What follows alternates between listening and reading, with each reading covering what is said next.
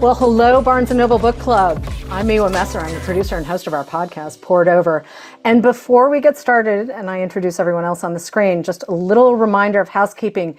If you have questions, you can drop them in the chat, or you can use the Q&A module at the bottom of your Zoom screen. I will be watching both of those, and I'm going to work your questions in as we go.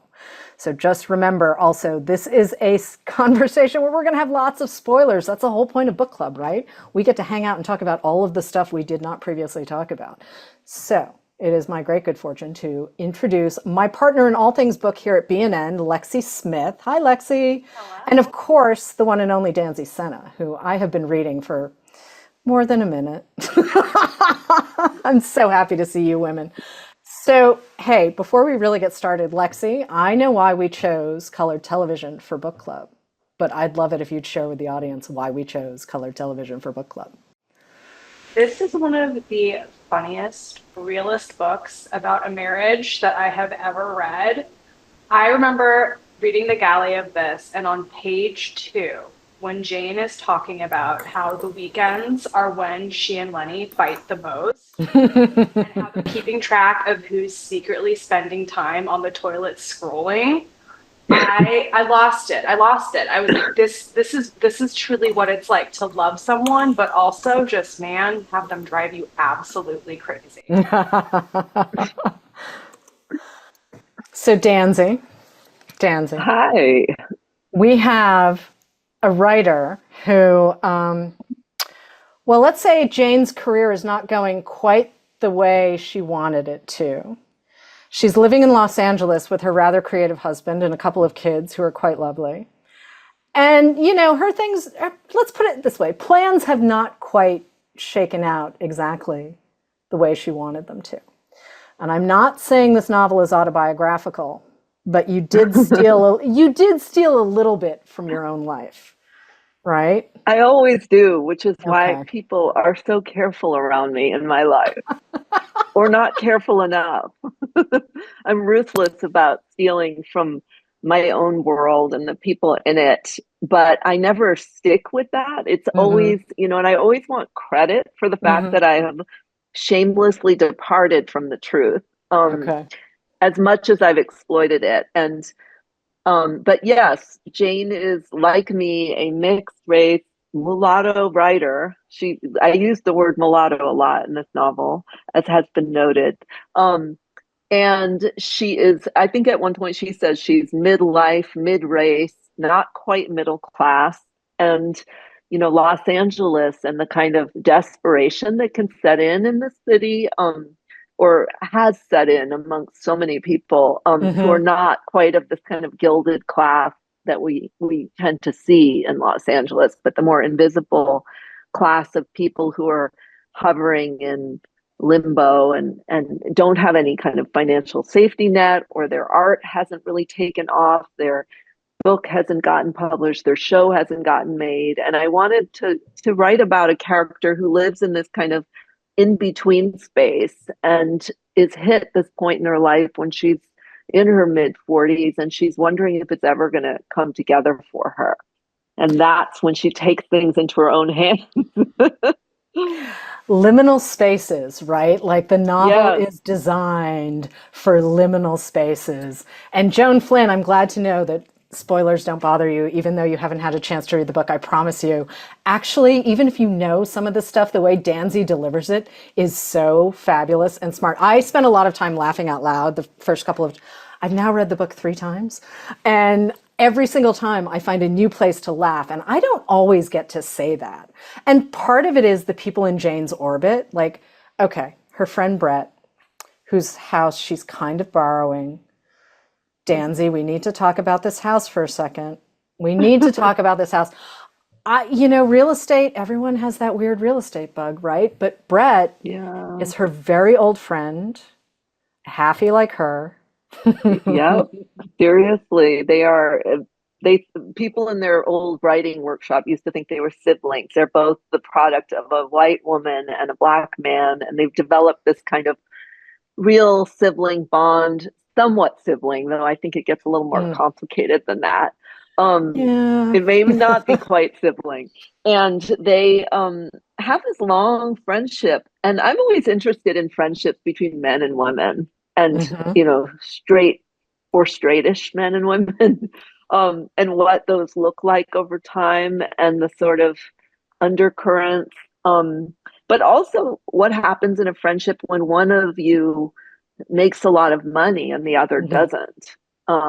And one of you stays true to the art form you began in and the other doesn't. I mean, I think there are multiple things going on in this friendship and all that's sort of unsaid, all that unsaid jealousy or desire that happens underneath a friendship, I found really interesting. And so she's living in his house for a year, and he's done this incredibly generous thing of letting her and her family stay in his beautiful hilltop house in Los Angeles, with all the water conserving toilets and the wine cellar. And she doesn't quite show it the respect that she should, this Hmm. house sitting job. She crosses some boundaries, shall we say. And you know, that's where I think some of that hostility or that, you know, frenemy energy comes out, is in the way she treats his wine, Oh, maybe. well, that was the first thing I thought of was draining someone's wine cellar seems, a little entitled. I mean, it's not, Yeah. we're not talking about $2 Chuck here. This clearly But he have has you been ever working. house sat for someone? Don't you wonder, like, if you stay there long enough, you're like, is this mine or is this theirs?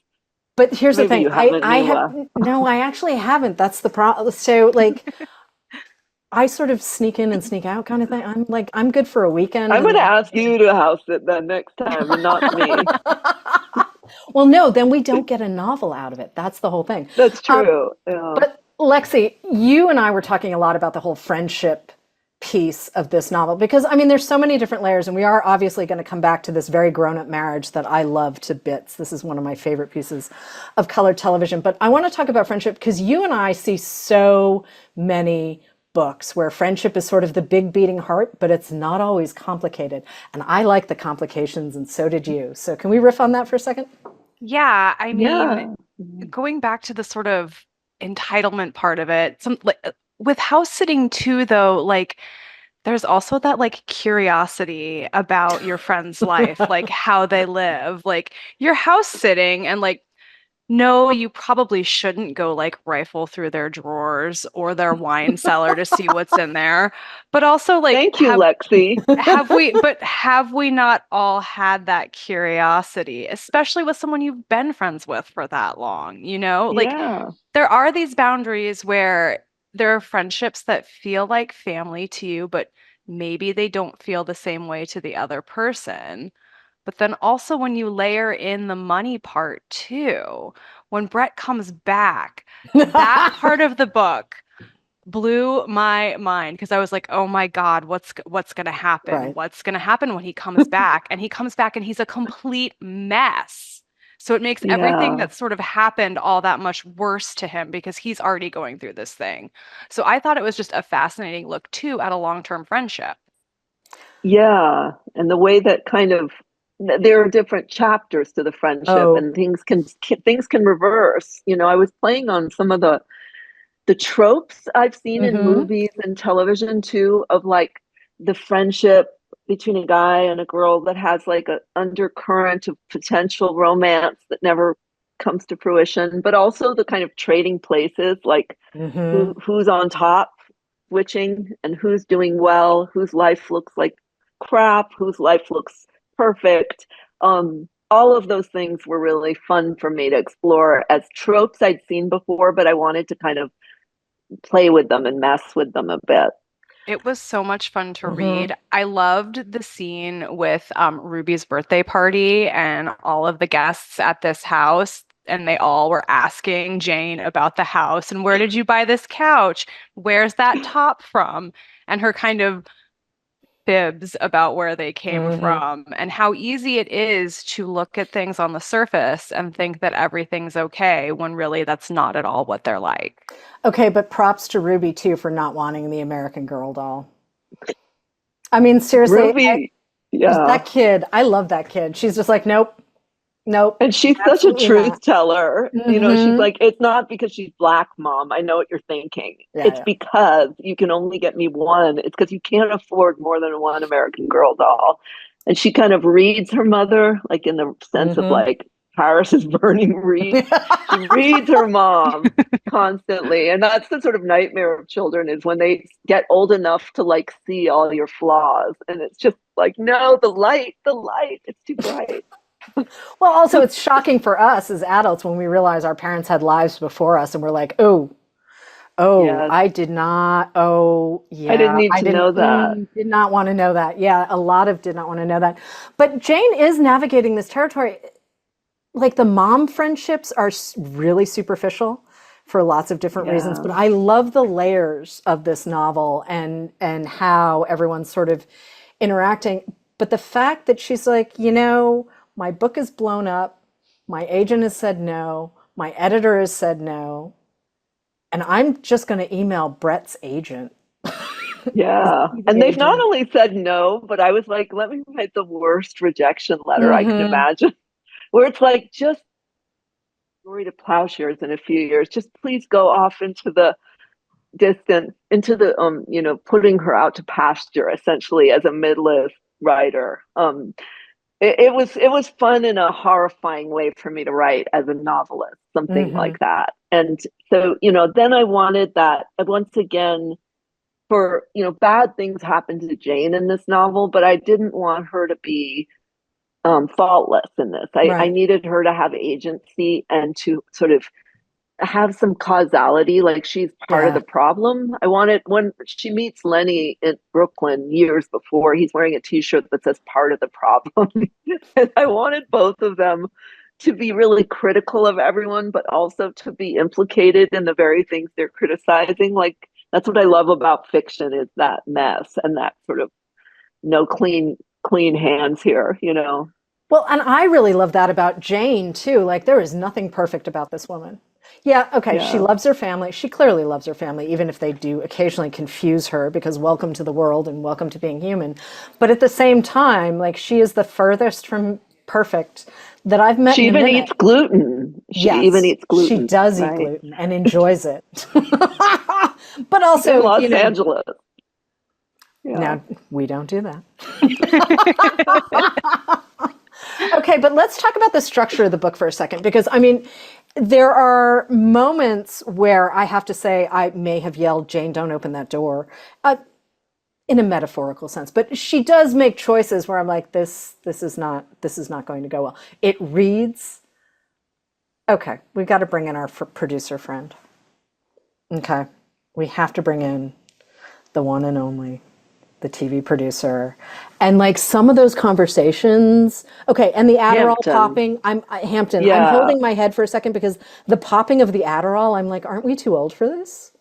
Oh my God. All of Yeah. it, I mean, all of it. people, I think, assume once the TV producer comes in, I think Mm-hmm. maybe people who don't live here in this world might think I'm writing satire, but I'm always like, this is not satire. This Mm-mm. is realism. This is Hollywood as it appears to me. And I mean, what I love and hate about Hollywood as a novelist who's just dabbled briefly in it is how all the things that are kind of under the surface and are not spoken aloud but are implied in the literary world, Mm-hmm. in the TV world, they'll just say it. Like, they're not going to just gloss over. They're just going to say, you're a good race to brand, actually. This might actually make us some money. Like, they just are much more explicit. And so I think it isn't really satire to me. It's more, I'm knowing what to highlight that really stands out to me about this world that I've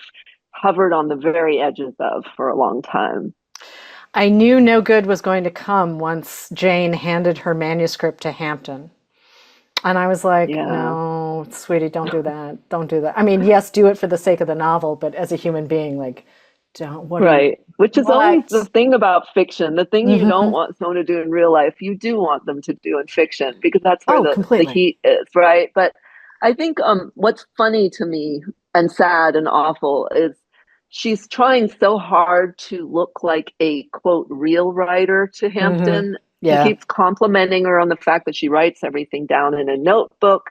She reads actual physical books. She writes books. She lives in this world that's off screen. And she sort of gets into being fetishized for being a real intellectual, a real literary novelist. And the most literary novelist thing she can do is actually work on paper, which is the worst thing you can do in Hollywood. There's no digital trail of what you handed over to someone. Like, I just thought that was kind of a funny, like, ironic twist to things, is the way that she leans into this identity that's the worst possible thing you can do. And you can almost see how his bluntness and directness is refreshing to her after having worked in the Yes. literary Hmm. world. So while when she handed him her manuscript, I was like, please don't do it. I was also like, I totally get why she's doing Oh, yeah, yeah, this. yeah, Like, it yeah. makes total sense. Of course. Of course you're going to give this to him. But what's going But to he's happen very next? charismatic, and he grooms her in a funny way. I mean, Yeah. not in the really disturbing sense of the word, but he does in a sense like that, like low key grooming, Yeah. But emotionally drawing her in and flattering her, you know. yeah, because also she's been working by herself in a locked room, essentially. I mean, her husband doesn't, all he says is, you've got to keep writing this book. I mean, he's very encouraging. He thinks she should make her art, everything else. And she's got two tiny kids who are like, yeah, book, whatever, we don't care. But I mean, you're working in isolation. So suddenly to have someone to, bounce ideas off with, right? And stuff like Oh that. yeah. And have a bunch of who are like, oh, yeah. I mean, at one point, one of the baby writers or baby assistants to Hampton turns to her and says, do you know who Tom Stoppard is? And she's like, well, actually, yeah, I have an idea. And I just started to Yeah. laugh. I mean, it was one of those things. But I want to throw in a question from Nancy T. I love your phraseology of the last few pages, quote, in a future that has not yet arrived. Does this mean we can imagine that this is Jane's hope for reality, or is this a convention to keep the novel in the present but tie up questions that the reader wants to have answered? That is such a great question. And I'm so happy you focused on that language, because I did want to leave a question mark about whether any of this really happens. Mm-hmm. And I've never heard anyone actually notice that. So that, Mm-hmm. I think Jane she's a little delulu, right? Let's Yep. be real. We Yes. see what happens with the psychic. She lives on multiple planes of reality. So I did want to keep that open. And I'm so happy you noticed that.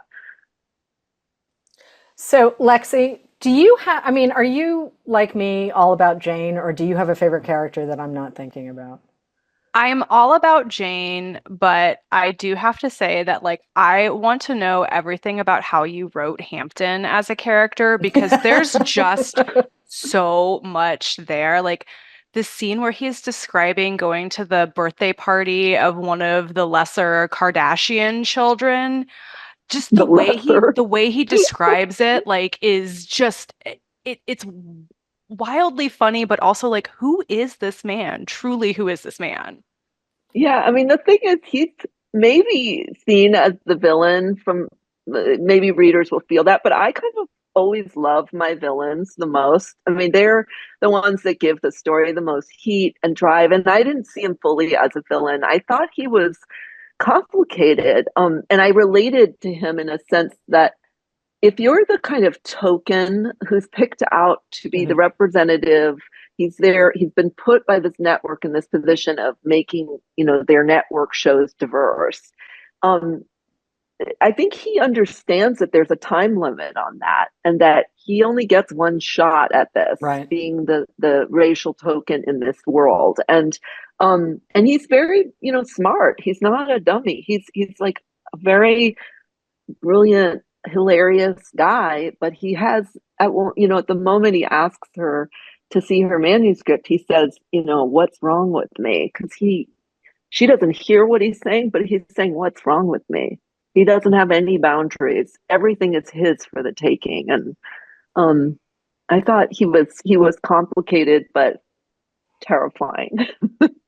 But also, the math is so different in film and television than it is from books, right? The scale of the dollars and the investment and everything else. So, Yeah. actually, too, if you also think about the changes that that business is going through right now, like, talk about shrinking industry, right? Like, we went through Oh that moment where yeah. we had reality TV, which still actually does have writers. Hate to break it to you if you didn't know that. Sorry, but Totally. all Yeah, of this no, stuff, I right? mean, Like it's well, I wild. started this novel at the sort of height of prestige television, Uh-huh.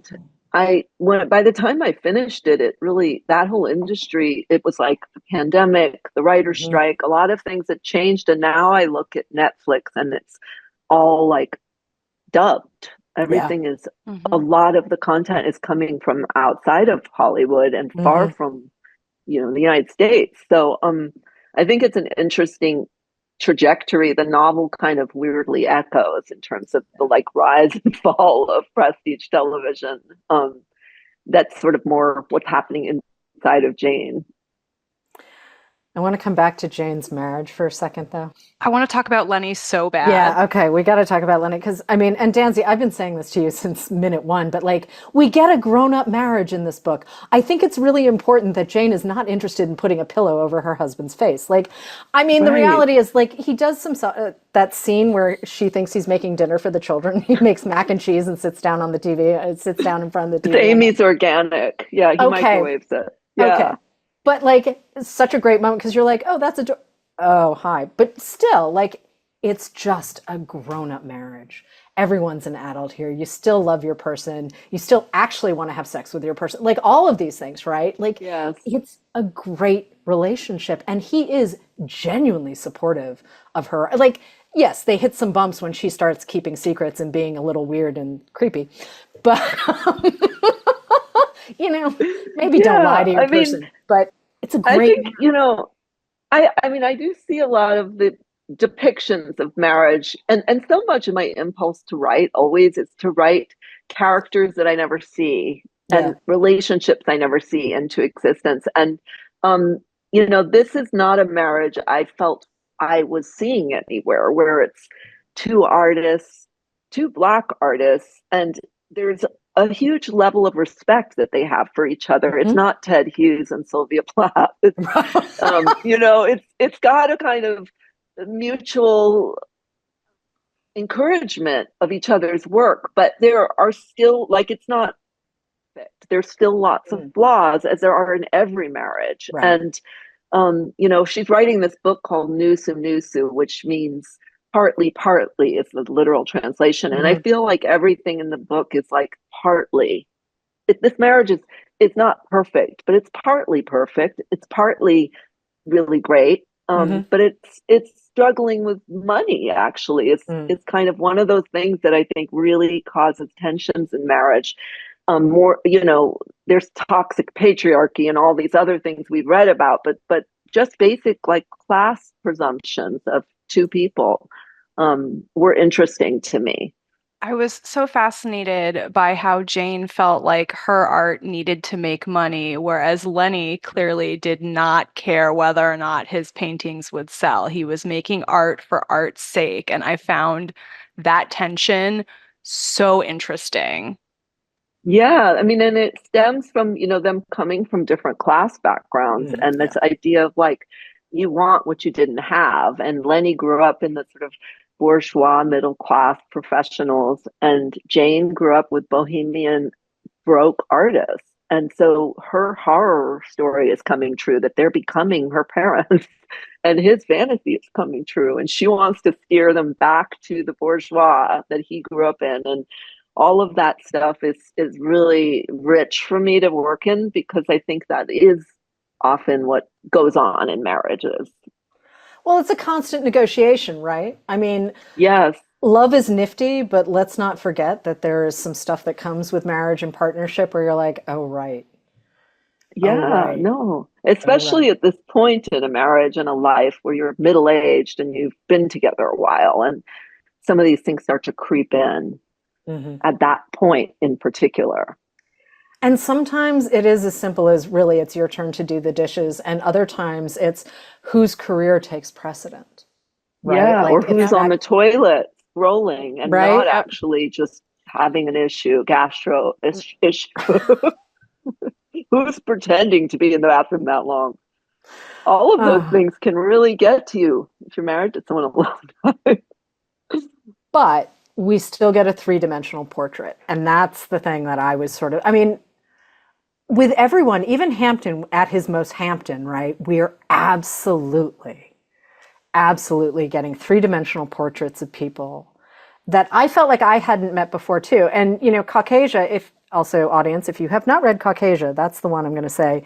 That's the next Danzy to read if somehow you have not yet read it. But, she's playing a little bit with FBI stories and spy stories and bad marriages and all kinds of things. And so the idea that we can take class and racial identity and all of these things that are kind of messy on the page, right? And get a great story out of it, but we don't have to sacrifice character.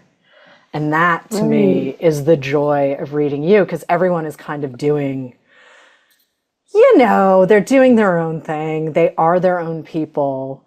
I mean, I understand Brett being annoyed when his friend won't answer his text messages and get out of his house. I mean, the dude has a point. Oh my God. Yeah. Everyone who's upset with Jane by the end of this novel has a point. I think we can feel safe saying that she is really not a great friend to Brett. She avoids his calls, his texts over a long period of time while she's drinking his wine and wearing his wife's clothes.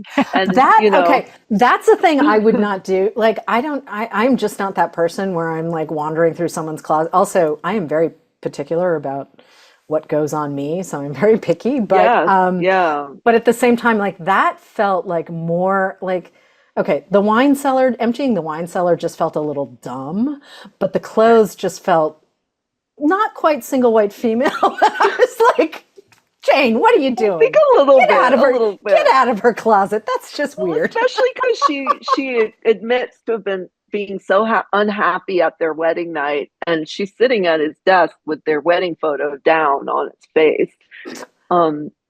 So there are some things I kind of was playing with that I don't know that were very obvious, but even well, I won't get into it, but I think there's questions about her relationship to Brett that I was trying to kind of bring out throughout the novel. You did. Okay, yes, good. you did. I mean, it's so there's the first track of, oh my gosh, they look like siblings, and there can be only one, and they were the two brown kids in their MFA program. And so of course, you're walking down the street and are you siblings or are you dating? And right. There's all of that kind of stuff where it's like, why are you assuming anything? But okay, fine. But then Brett, honestly, he's just messy dude, messy divorce, younger version of current wife, surprised when the soon-to-be divorced wife is not nice to him. And I'm like, but dude, you stepped out. You made it messier. Like, all of these people who need exit plan, like, okay, Brett is not the first character in the history of the world to have an exit plan, but like, why are you not expecting consequences, guy? Like, your wife is not going to be nice about this. I did love that both Jane and Brett's new girlfriend both wore clothes, the same item of clothing from Brett's ex-wife's closet. I was like, that poor woman. Ooh, this is Yeah, it was like gets a lot of use. I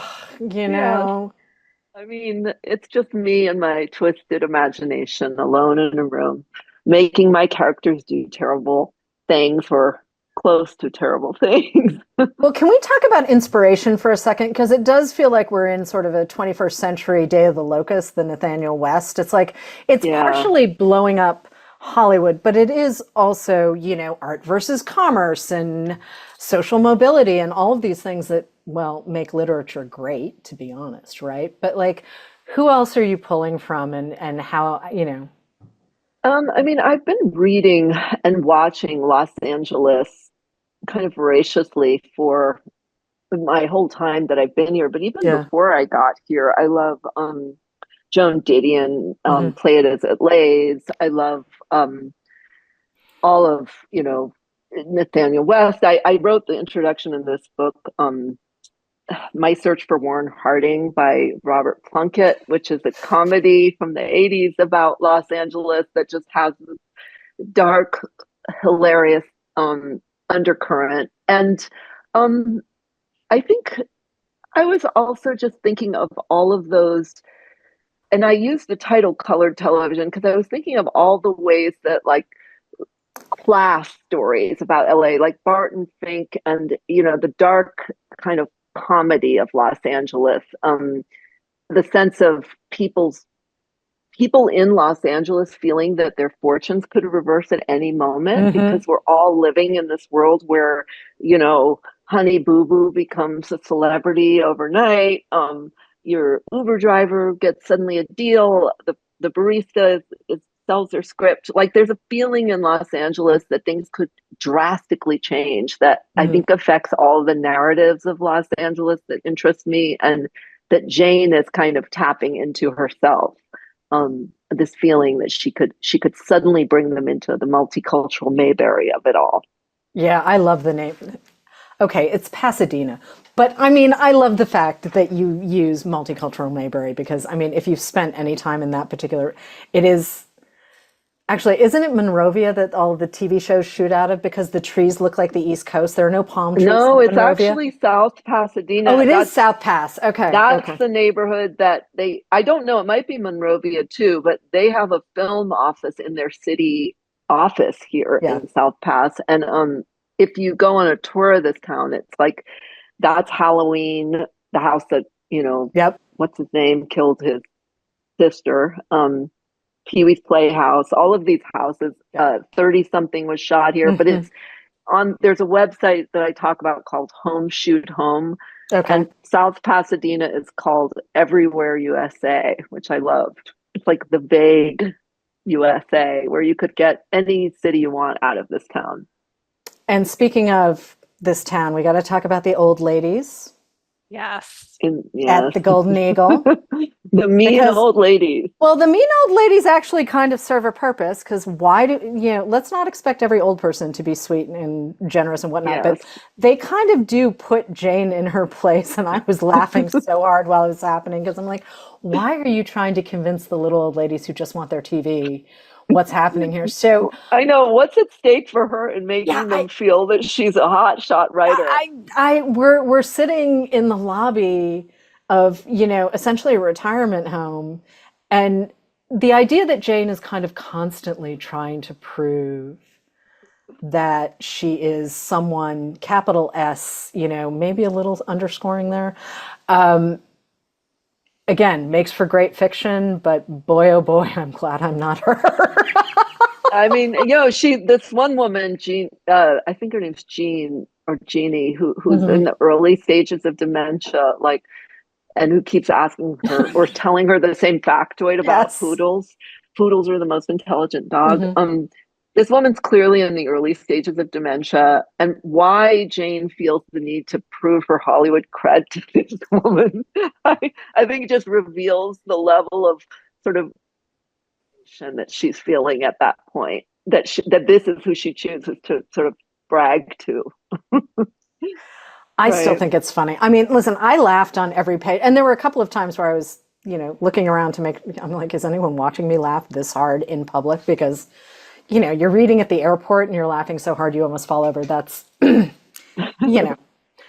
slightly alarming to the people sitting around you. They're like, what are you reading? Right. And it's really, really kind of fun, though. I really love Jane. But Stephanie K has a question. How do you feel about your book landing at this political moment with Kamala's race being politicized by her opponent? Yeah, that was a funny coincidence. I didn't plan it. I didn't stage the whole thing. And I thought maybe the cover of the novel actually looked vaguely like a young Kamala when I looked at it, but it was after the fact that happened. But I've been writing about characters of mixed race for I don't know how many years, Miwa, a long time. I've been reading you since 1998. Okay, so it's been a while. 1998, and I will own that. I have bought so many copies of Caucasia, even when it had that weird first jacket that I didn't that like. UNICEF cover, right? Yeah, the rejacketing on Caucasia is fabulous. It's great. And of course, it is about the story and the words, but I mean, I bought so many copies of that book. I was like, hello. Nice. Hello, just read the, here you go. Well, the thing is, I was writing characters and a world that Kamala is very familiar to me in a sense. She's older than me by 4 or 5 years, but she was raised by very politicized parents in a certain moment in the sort of era of civil rights and Black power, and she was raised, to identify as Black. She's mixed race. I get exactly what world she's coming from, and have been writing that world and those people sort of into existence for this many years. And I'm always shocked that there aren't more representations of families that look like that and that exist in that liminal space of the sort of non-binary racial space of people who are both and so for me, it's fascinating to watch it play out and watch these conversations happen. But I've been having them for so long in my little world and with my characters. It's not new, but it's interesting to see it hit the mainstream finally. And all for these me, years later. Yeah. I mean, my dad's white. So as a biracial person, which sometimes people don't realize I am, because given the package, why would you? But at the same time, I mean, you do grow up in spaces where there is a shared narrative for halfies where you're like, game recognizes game. Like, I understand everything. Like, our backgrounds may not be exactly, completely. You don't have to translate. And watching Jane have to translate herself, whether it's for Hampton or whether it's for Brett, under the circumstances now. She never used to have to translate herself for Brett.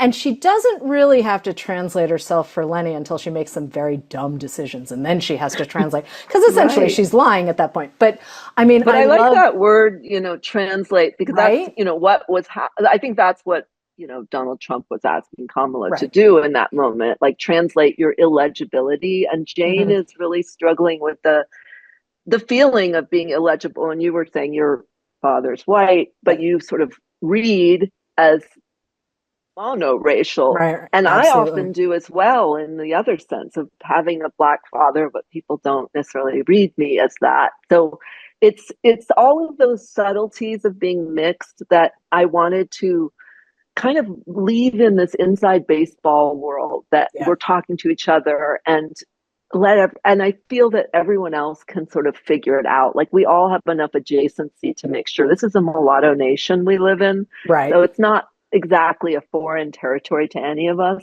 And I think too, when you are mixed, you're very quick to see who else is mixed around you. Like, I knew immediately when you and I first met, I was like, oh, hi, I get you. I know. No, hi, exactly. I immediately get you. And we're going to have that conversation. We're going to have our little bubble for a minute and talk about our little inside mixed things. And completely. It always is there. Yeah. Yeah.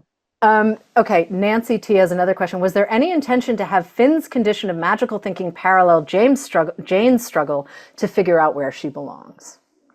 All these amazing readers. That's great that you picked up on that. I never mentioned what this little boy, her son is 5 and has been diagnosed with something neurodivergent early on in the book, and that's sort of this other pressure point on the marriage and on her finances, and her pressure to have a home for him. But I name it because I was interested in just his position of being sort of illegible to the world and being alienated in some ways, but also the kind of quickness to label him and to find a name for what he is, which is so much more complicated than any one word. And I did see real parallels between his experience in the world and Jane's kind of strange experience and her obsessiveness and looping back into this magical world of her novel, and their ability to kind of move between reality and the world of the imagination. So I love that you even asked that, because I don't think anyone's asked me that. So that's great. Okay, so here's an interesting question. Although anonymous attendee, how have things changed for you as a mixed race person over the years? How are you seen by others? And are you more accepted, you think, now than 10 or 15 years ago? I'm interested in how, as much as things have drastically changed for me as a mixed race person, because I grew up in the 70s where there was no box to check. I'm sure you remember that, Miwa. It was like, pick one box. Don't be confusing us with more than one box, to the point where pick as many boxes as you want, and we're hyper visible, and there's all these representations. We might be the president.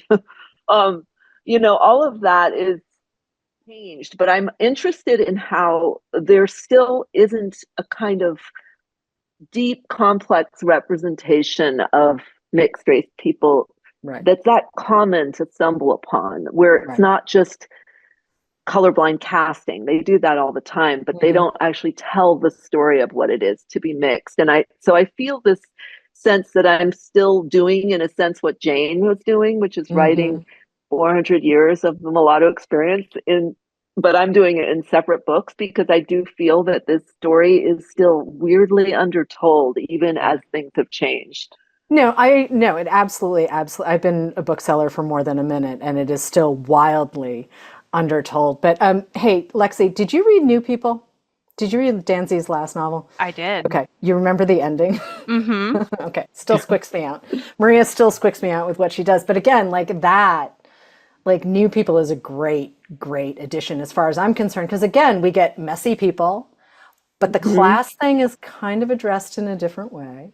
Yes, she wants to be part of this world that's Yeah. still a little out of her reach. And I think it's that way that if you're born in this space in between, you can kind of romanticize tribes and being part of a tribe because you're Yep. tribeless, you're sort of racially homeless. And so you look for these spaces where you're going to perform authenticity. But I wanted that, the right to write messy characters, that we can write characters as neurotic and destructive and sort of messed up as any other character and not have it sort of pinned on the fact of you being mixed race, even though that's not unrelated, but it's not the cause.